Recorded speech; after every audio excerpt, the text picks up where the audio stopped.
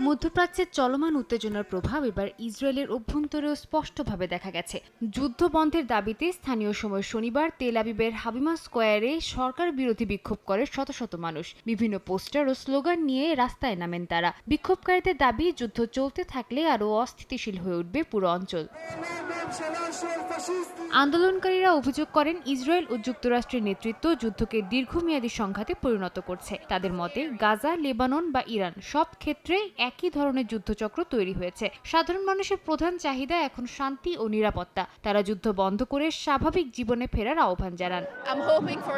Trump আর Netanyahu এক ধরনের স্থায়ী যুদ্ধের দিকে এগোচ্ছেন। গাজায়, ইরান বা লেবানন, যেখানেই হোক সংঘাত চলছে। কিন্তু ইসরায়েলের মানুষ শান্তি চায়। আমরা চাই এই যুদ্ধ এখনই শেষ হোক।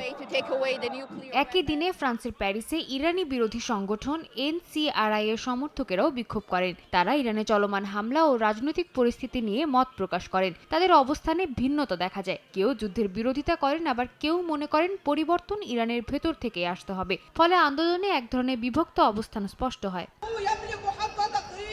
অন্যদিকে লেবাননের বৈরুতে হিজবুল্লাহ সমর্থকেরা বড় বিক্ষোভ করেন। তারা ইসরায়েলের সঙ্গে সম্ভাব্য আলোচনা বা শান্তি প্রক্রিয়ার তীব্র বিরোধিতা জানান। দাবি করেন, প্রতিরোধ ছাড়া লেবাননের নিরাপত্তা নিশ্চিত করা সম্ভব নয়। অনেকে সরকারের সমালোচনা করে বলেন, ইসরায়েলের সঙ্গে আলোচনা দেশের স্বার্থের বিরুদ্ধে যাবে। তারা নিজেদের অবস্থানকে প্রতিরোধের লড়াই হিসেবে তুলে ধরেন।